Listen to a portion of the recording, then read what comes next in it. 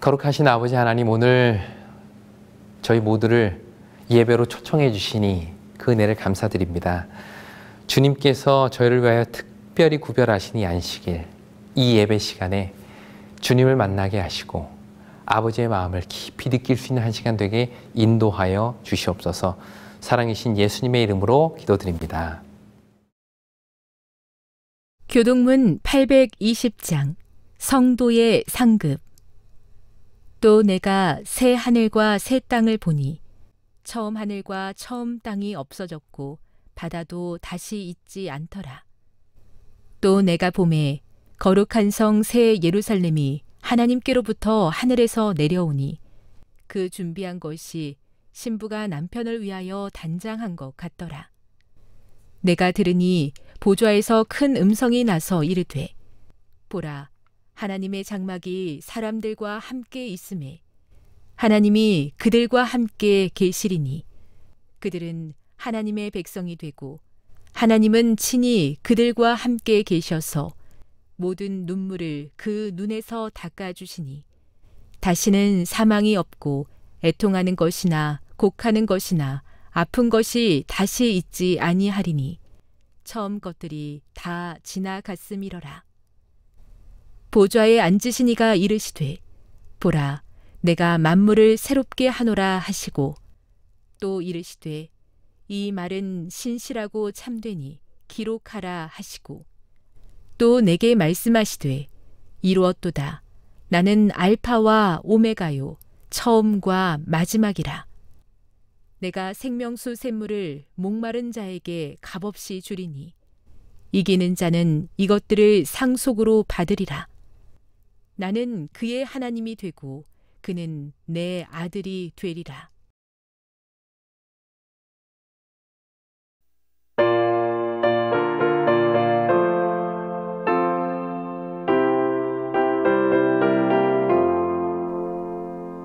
주의 무릎 아래 앉아 선한 말씀 들으니 즐겁고도 귀한 곳에 매일 가고 싶으다. 주의 무릎 아래 앉아 지낸 일을 살피니 예수님의 크신 사랑 나의 맘을 붙드네. 주의 무릎 아래 앉아 죄와 슬픔 버리고 육신 축복 더욱 받아 편히 쉬고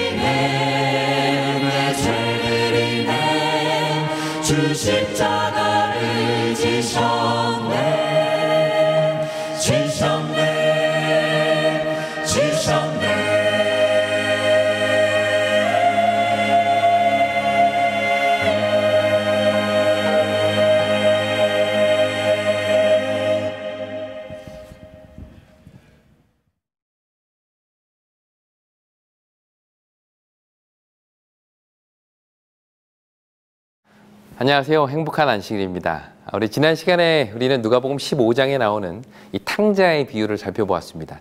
그 중에도 특별히 이 둘째 아들의 이야기를 중심으로 이야기를 나눴었는데요. 혹시 그 둘째 아들의 삶을 묘사하는 키워드 중에 가장 중요했던 단어가 무엇인지 생각이 나시나요? 네, 그것은 바로 선택이었습니다. 이 둘째 아들은 내가 내 삶의 주인이 되기 위해서 아버지를 떠나기로 선택을 했죠. 이제 더 이상 아버지의 뜻이 아닌 나의 뜻대로 내 삶을 살고 싶었기 때문입니다. 그는 거기서 소비라는 방법을 통해서 자신이 꿈꿔왔던 삶을 누립니다. 하지만 가진 것을 다 써버리고 더 이상 소비할 수 없게 되었을 때 그는 누군가의 종이 되죠. 주인이 가라는 곳에 가서 주인이 하라는 일을 할 수밖에 없는 그런 가난한 종이 된 것입니다. 이때 그는 풍족한 품꾼이 되기 위하여 아버지께로 돌아갑니다. 이렇게 그는 아버지를 떠나기로 선택했고 다시 돌아오기로 선택하지요. 결국 그는 이렇게 제자리였지만 그의 여행은 결코 무의미한 여행이 아니었습니다. 왜냐하면 그는 그 여행을 통해서 너무나도 중요한 한 가지를 얻었기 때문이죠. 아버지를 떠나기 전의 아들에게는 없었지만 다시 돌아온 아들에게는 있는 것, 그것이 바로 선택입니다. 이제 그는 아버지와 함께 있는 것이 내가 원해서, 내가 좋아서, 내가 스스로 선택한 것이기에 그의 삶은 결코 이전과 같을 수 없었지요. 이것이 아버지를 떠나 긴 여행을 하고 돌아온 이 둘째 아들의 이야기인 것입니다. 오늘은 그에 이어서 또 다른 아들의 이야기를 살펴보려고 합니다. 바로 이 첫째 아들의 이야기죠. 사실 둘째 아들의 이야기는 그가 다시 돌아온 것을 기뻐하며 다 같이 즐거워하는 이야기로 마무리가 됩니다. 이게 얼마나 행복한 결말입니까? 하지만 이 비유는 거기서 끝나지 않습니다. 25절부터 본문은 유일하게 그 즐거움에 참여하지 못했던 한 사람을 소개하는데 그가 바로 그 집의 맏아들입니다. 우리는 이 비유를 가리켜 탕자의 비유라고 부르죠. 하지만 탕자의 이야기 못지않게 이 맏아들의 이야기도 아주 이 비유에서 중요한 자리를 차지하고 있습니다. 아니 어쩌면 탕자의 이야기보다 맏아들의 이야기가 이 비유의 핵심인지도 모르겠습니다. 왜냐하면 이 비유는 탕자가 아니라 맏아들에게 하신 말씀이기 때문입니다. 누가복음 15장 1절부터 3절 있는 말씀을 보시겠습니다. 모든 세리와 죄인들이 말씀을 들으러 가까이 나오니 바리새인과 서기관들이 수군거려 이르되 이 사람이 죄인을 영접하고 음식을 같이 먹는다 하더라. 예수께서 그들에게 이 비유로 이르시되.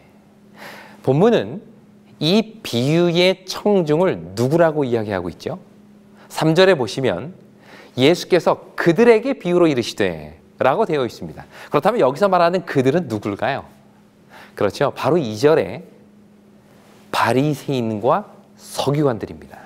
한마디로 이 비유는 탕자와도 같은 세리나 죄인들에게 하신 말씀이 아니라 세리와 죄인들을 영접하고 함께 잡수시는 그 예수를 비난했던 바리새인들과 서기관들에게 하신 말씀입니다. 그런 의미에서 탕자의 비유의 이 후반부에 등장하는 맏아들의 이야기는 바리새인과 서기관들의 모습을 그대로 담아내고 있는 것이죠. 우리가 잘 알듯이 누가복음 15장에는 모두 3개의 비유가 나옵니다. 어떤 것이 있죠? 네, 잃은 양의 비유, 잃은 드라크마의 비유, 그리고 잃은 아들의 비유, 이렇게 3가지 비유가 나오는데 이 3 비유의 공통점은 다 무엇인가를 잃어버렸다는 것입니다. 하지만 이들의 차이점도 분명하죠.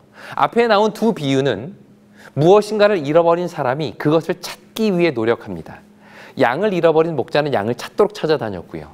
드라크마를 잃어버린 여인도 그것을 찾을 때까지 등불을 켜고 집을 쓸면서 부지런히 찾아다니죠. 그런데 이상하게도 이 탕자의 비유에서는 집 나간 아들을 찾기 위해 아버지는 아무 일도 하지 않습니다. 그가 하는 유일한 일이 있다면 집에서 그 아들이 돌아오기를 기다리는 것뿐이죠. 왜 그럴까요? 왜 이 아버지는 다른 사람들처럼 잃어버린 아들을 찾기 위해 아무런 노력을 하지 않을까요? 그것은 이 탕자의 비유의 핵심은 바로 선택이기 때문입니다. 한번 생각해 보세요. 잃은 양, 잃은 드라크마, 이것은 모두 선택할 수 있는 존재가 아닙니다. 목자를 잃어버린 양이 이제는 내가 목자에게로 돌아가야 되겠다 라고 결심하고는 킁킁거리며 냄새를 맡으며 주인을 찾아갈 수 있을까요? 그럴 수 없습니다. 양에게는 그럴 능력이 없죠. 양이 목자에게 돌아갈 수 있는 유일한 방법은 목자가 양을 찾는 것뿐입니다. 드라크마도 마찬가지죠. 이 동전이 이젠 장롱 밑에 그만 있고 주인에게 가야지 라고 돌아갈 수 있을까요? 동전이 발이 달린 것도 아니고요. 이건 불가능한 일입니다. 그러므로 잃은 양과 잃은 드라크마는 모두 주인의 역할이 절대적입니다.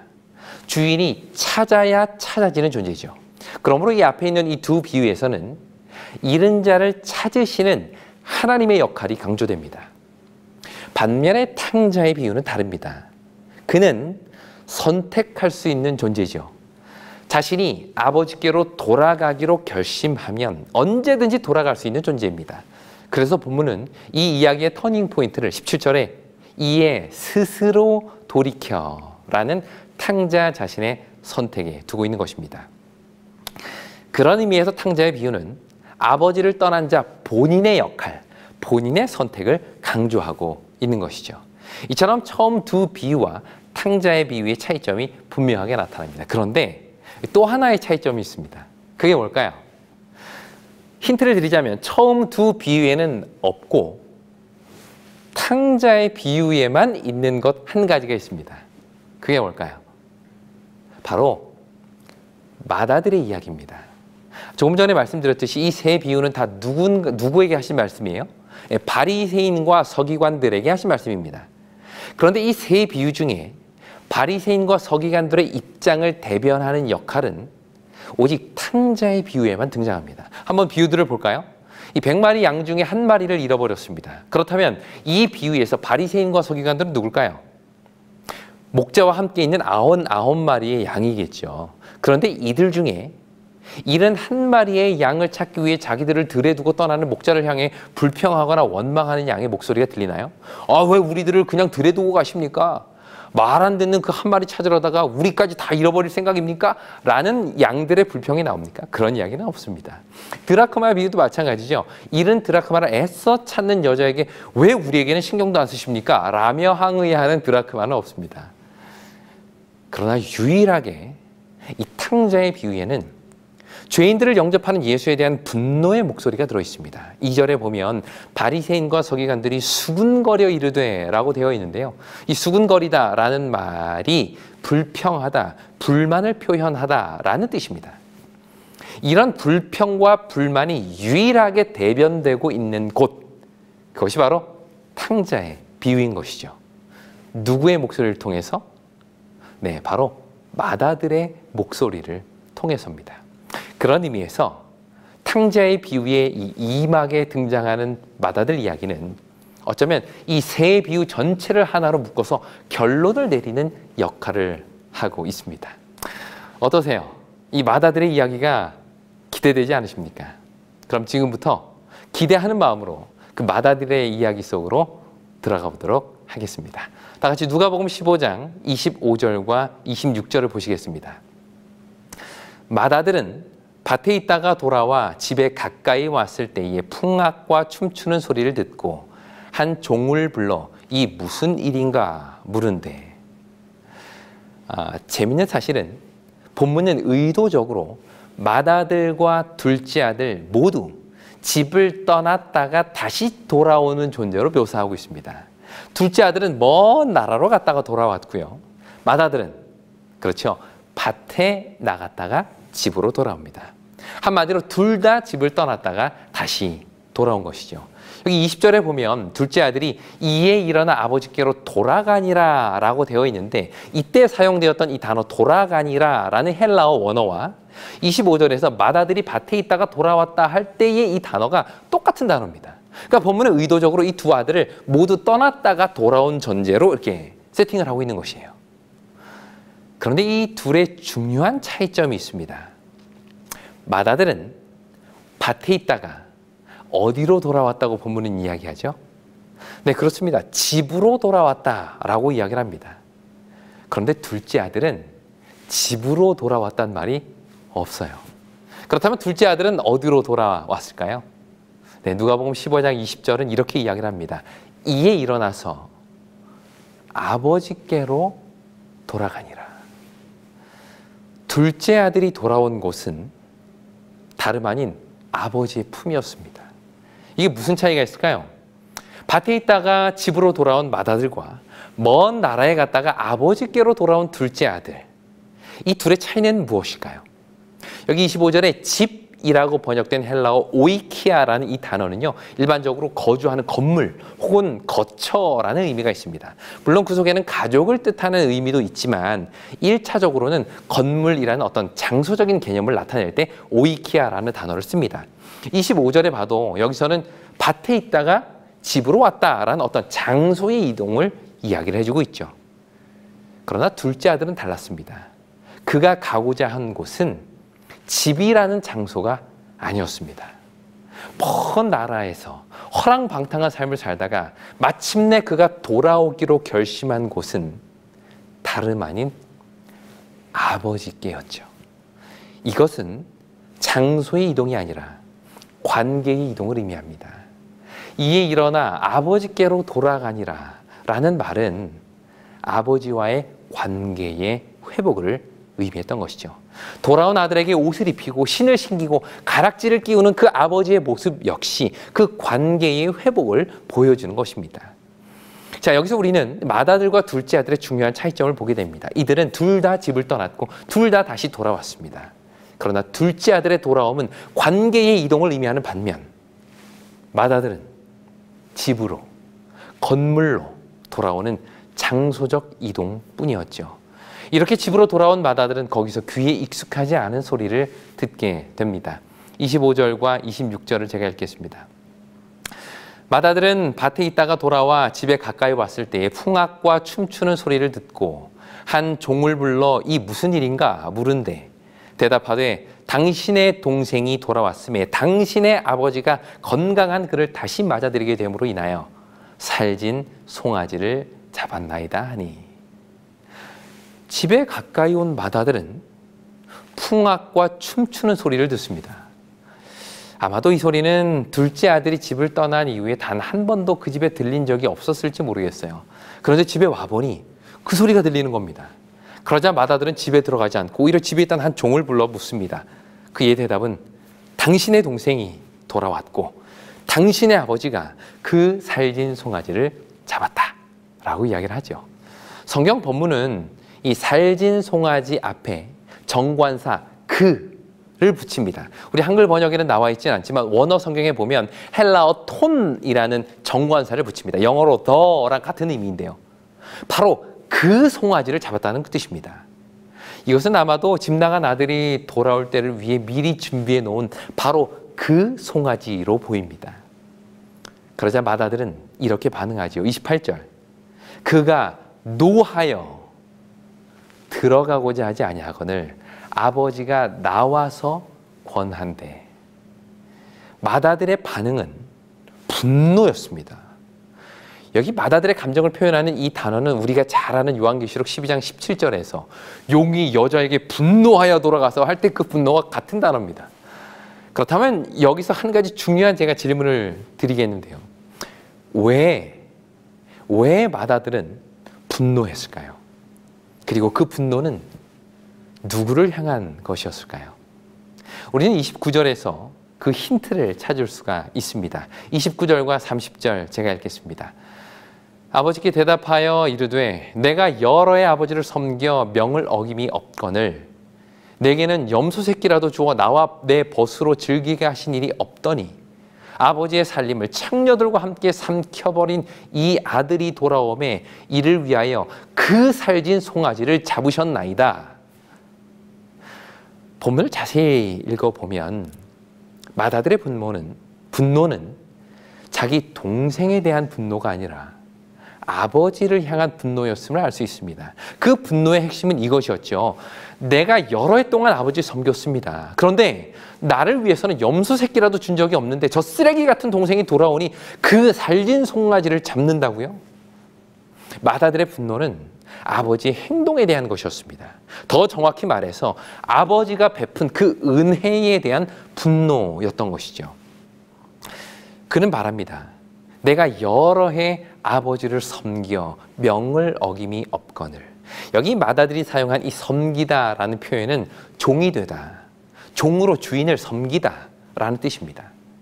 그는 지금까지 자신을 아들이 아닌 종으로 생각하고 있었던 것입니다. 종처럼 일하고 종처럼 아버지를 섬기고 종처럼 순종해 왔던 것이죠. 아버지의 명령을 어긴 적도 없고 아버지를 떠난 적도 없습니다. 오늘날로 말하면 늘 교회 안에 살았고 안식일이면 언제나 교회에 와서 저녁 늦게까지 활동했고 돼지고기 한 번 먹은 적이 없는 그런 사람이라는 것이죠.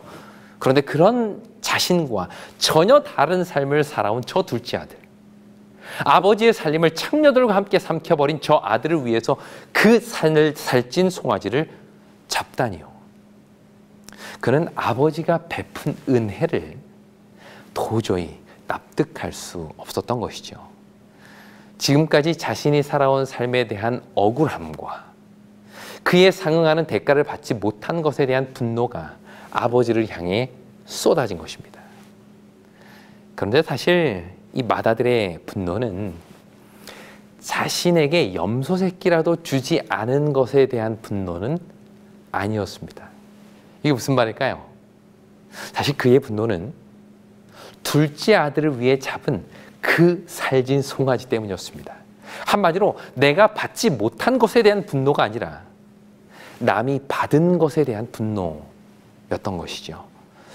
아마 둘째 아들이 돌아오지 않았더라면 맏아들은 이날도 어김없이 집에 돌아와 불평 한마디 없이 아버지와 함께 식사를 하며 하루를 마무리했을 것입니다.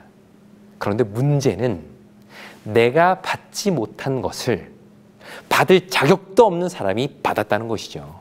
이것이 그를 분노하게 만든 이유입니다. 그런데 여기서 잠시 맏아들의 이 마음을 좀 더 자세히 한번 들여다보기를 원합니다. 29절 말씀 보시겠습니다. 아버지께 대답하여 이르되 내가 여러 해 아버지를 섬겨 명을 어김이 없거늘 내게는 염소 새끼라도 주어 나와 내 벗으로 즐기게 하신 일이 없더니. 자, 이 아들의 말에서 여러분 뭐가 느껴지시나요? 그는 지금까지 여러 해 동안 아버지를 섬겨왔습니다. 또 아버지의 명령은 한 번도 어긴 적이 없죠. 그런데 그 삶에 전혀 기쁨이 없어 보이지는 않으시나요? 아버지랑 함께한 시간이, 아버지의 말씀을 따라 살아갔던 그 삶이 아들에게는 기쁨이 아니라 억지로 참고 어쩔 수 없이 살아왔던 나날들처럼 느껴집니다. 그런데 반대로 이 둘째 아들은 지 하고 싶은 거 다 하고 지 먹고 싶은 거 다 먹고 쓰고 싶은 대로 다 쓰고 살았는데 결국 자기와 똑같은 아들의 자리로 돌아오는 것이죠. 바로 여기서 맏아들은 자신의 삶에 대한 억울함을 느낍니다. 그동안 참고 살았던 세월이 억울한 것이죠. 나도 하고 싶은 거 하고 먹고 싶은 거 먹고 사고 싶은 거 사고 살고 싶었지만 아버지의 뜻이 아니기 때문에 찾아왔는데 그런 자신과 허랑방탕한 둘째 아들이 똑같이 취급을 받는 것에 대하여 그는 견딜 수 없는 억울함을 느낀 것입니다. 오늘 우리는 어떻습니까? 혹시 하나님 안에서의 삶이 아무런 기쁨 없이 그냥 억지로 사는 그런 삶은 아닌가요? 내 부모님이 교회 다니시고 교회 가라니까 억지로 와서 앉아있고 교회의 직분을 맡았으니까 억지로 그 일을 하고 계시지는 않느냐는 것입니다. 어려서부터 교회 안에 자라왔기 때문에 아버지를 떠나는 것은 두렵지만 마음으로는 그 먼 나라의 삶을 동경하고 있지는 않느냐는 것입니다. 세상 사람들이 누리며 사는 그 삶이 오히려 부럽지는 않으신가요? 그런 의미에서 당당하게 아버지의 재산을 요구하고 자기가 원하는 삶을 찾아간 둘째 아들의 용기가 내심 부럽게 느껴지시지는 않느냐는 것입니다. 이런 사람들이 가장 부러워하는 성경 인물이 있습니다. 누굴까요? 바로 예수님의 십자가에서 회개한 한편 강도입니다. 그는 지금까지 하고 싶은 거 다 하고 자기 멋대로 살다가 마지막 꽉 하고 죽기 전에 딱 회개하고 죽으니 이거 얼마나 좋습니까? 나는 태어날 때부터 재림교인으로 태어나서 이것도 못 해보고 저것도 못 해보고 지금까지 이렇게 살아왔는데 나도 즐길 거 다 즐기다가 마지막에 죽기 전에 그냥 딱 회개하고는 하늘나라 가면 얼마나 좋을까요? 세상도 즐기고 하늘에 가서 하늘도 누리고.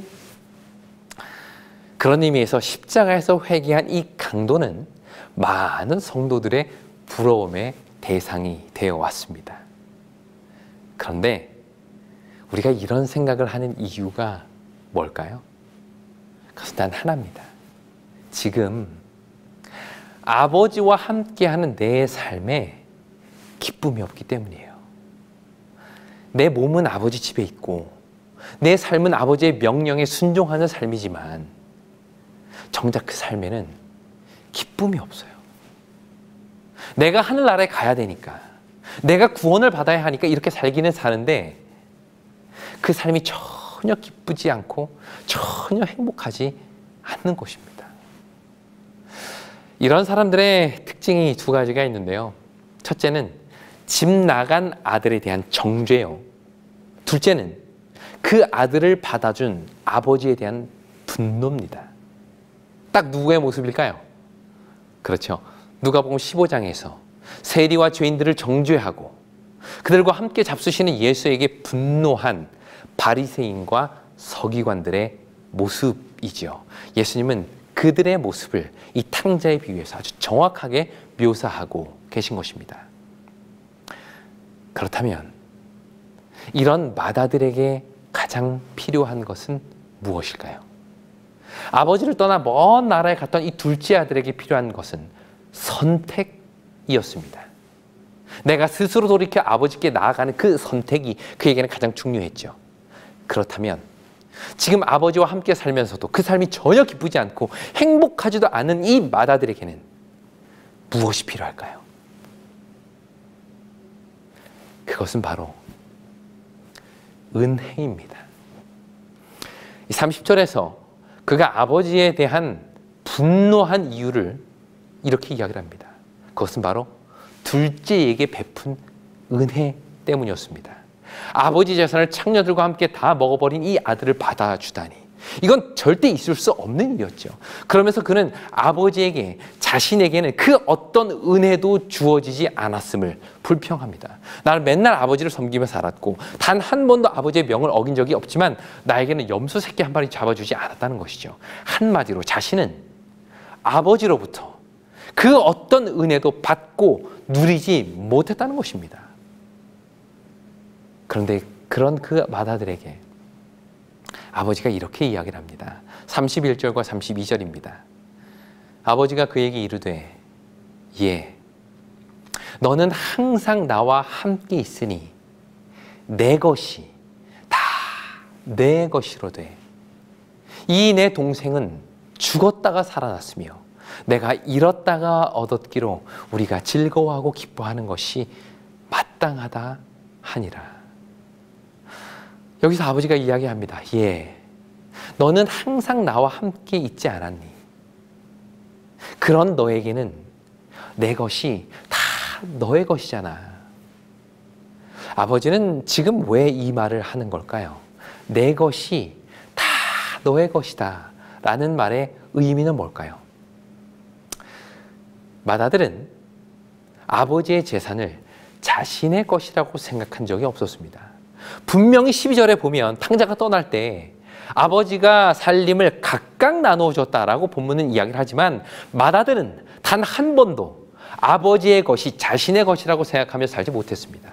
그래서 그는 아버지에게 염소 새끼 하나 얻기 위해서 밤낮 종처럼 일하고 아버지의 명을 어떻게든 지키려고 노력해왔던 것이죠. 아버지는 분명히 그에게 자신의 모든 것을 은혜로 주었지만 정작 그는 그 은혜를 누리며 살지 못했던 것입니다. 그런 그에게 아버지는 다시 한번 말씀하시죠. 예, 너는 항상 나와 함께 있으니 내게 다 너 거지 않니? 이미 나는 모든 은혜를 너에게 다 베풀었단다. 은혜를 경험하지 못하면 남이 받은 은혜가 불평의 제목이 됩니다. 은혜를 누리고 살지 못하면 그 삶은 남을 비난하고 정죄하고 불평하는 삶이 되죠. 이런 자들에게 가장 필요한 것이 있다면 그것은 바로 은혜를 경험하는 것입니다. 왜냐하면 은혜야말로 사람의 마음을 변화시키는 가장 큰 힘이 되기 때문이죠. 저희 집에는 몇 가지 법이 있습니다. 그 중에 하나가 집에서 뛰면 벌금 1,000원을 내는 것인데요.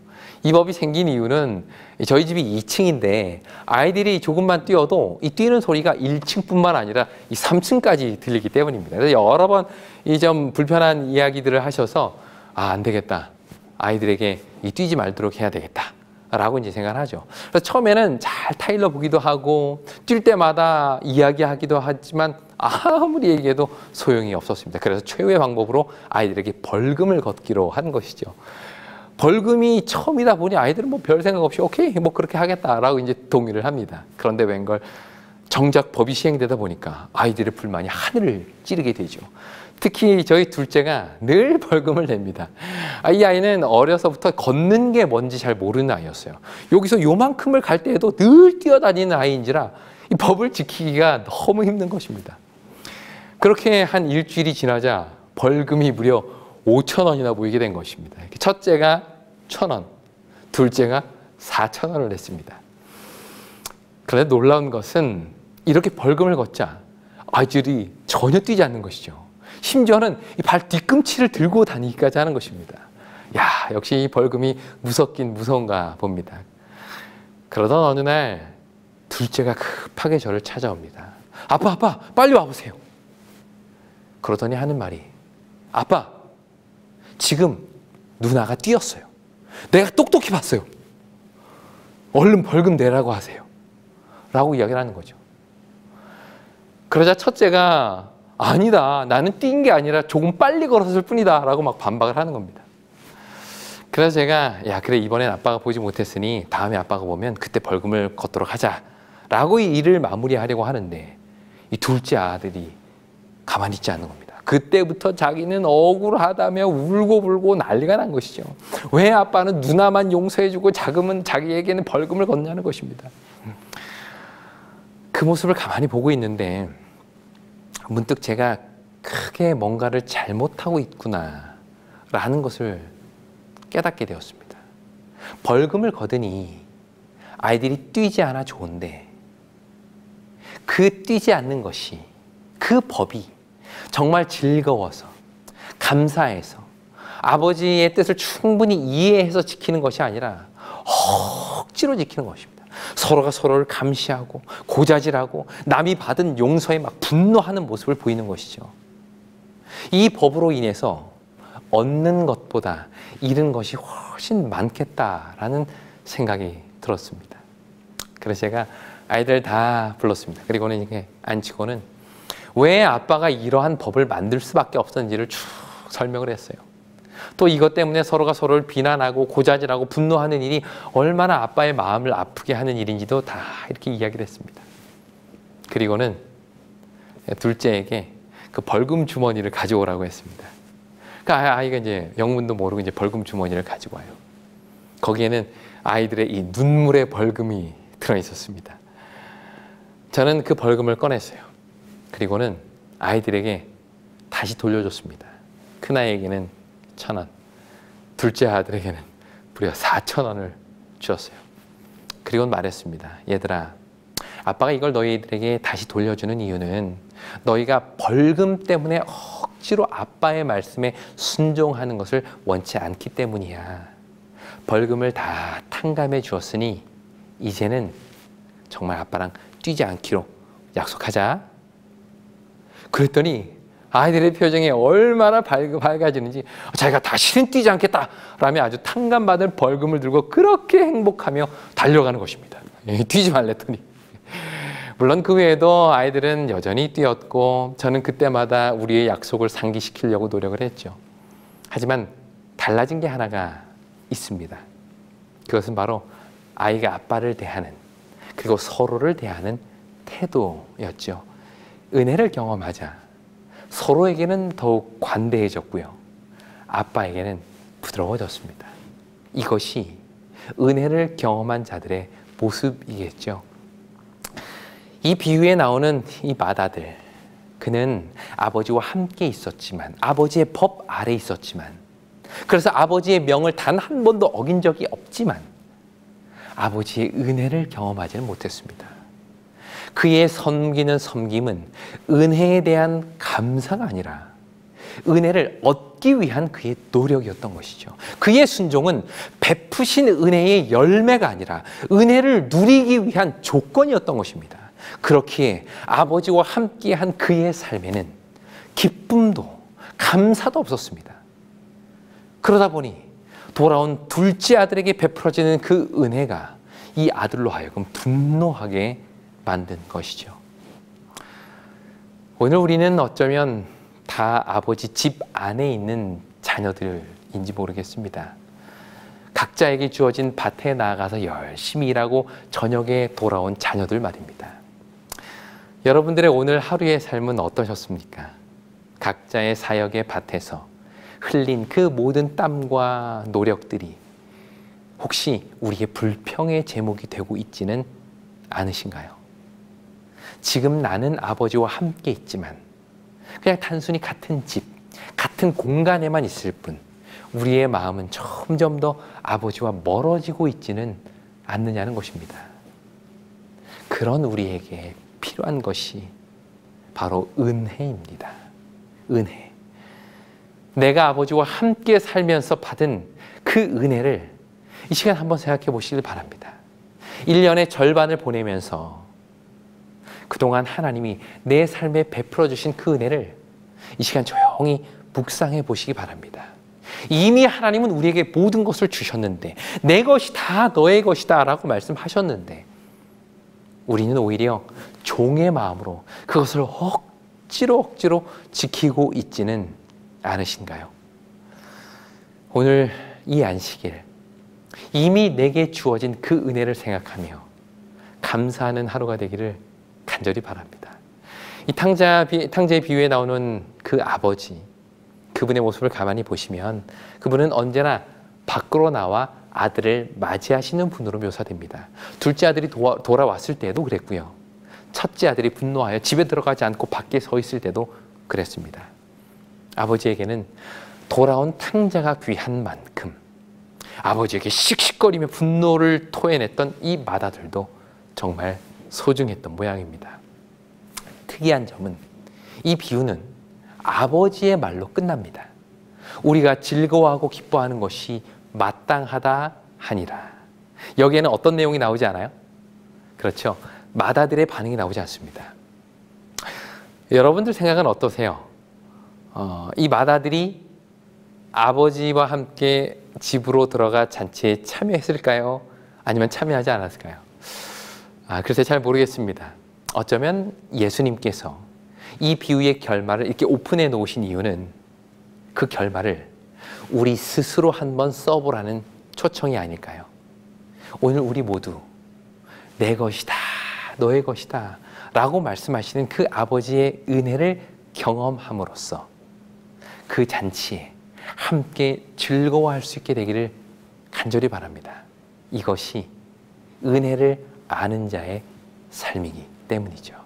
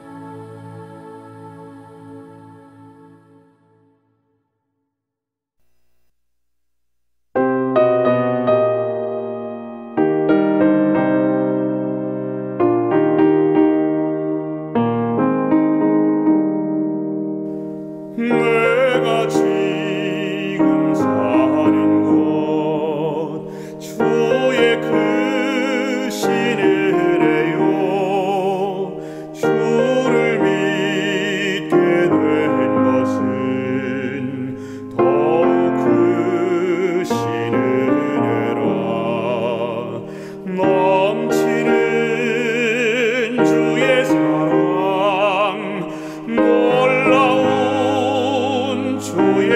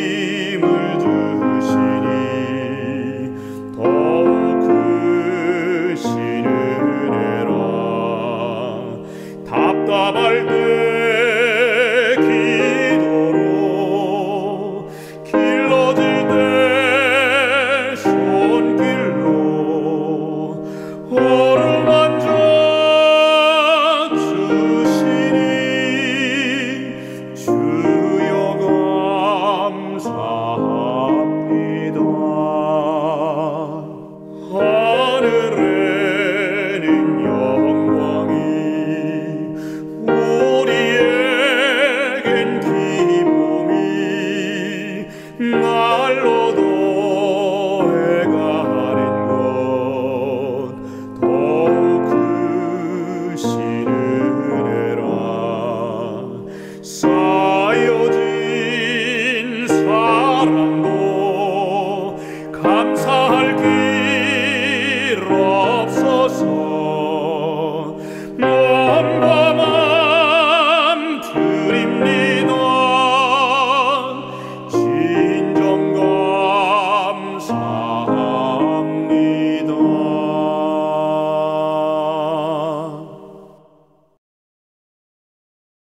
사랑의 아버지 하나님, 그동안 주님과 함께 같은 집에 살면서도 기쁨 없이, 감사함 없이, 찬양 없이 살아왔던 우리의 삶을 이 시간 돌아보게 됩니다. 아버지 하나님, 이 귀한 안식일, 저희가 그동안 주님께서 베풀어 주신 그 많은 은혜들을 잊고 살아왔다면 이제 기억하게 하시고 그 은혜를 누리게 하시며 감사하게 하여 주시옵소서. 그 아버지의 은혜가 우리의 마음을 변화시켜 주시고 이제는 아버지와 함께하는 이 삶이 종의 마음이 아닌 아버지의 아들의 마음으로 내 것이다, 너의 것이다 라는 그 은혜에 감격하는 마음으로 하루하루 살아가게 인도하여 주시옵소서.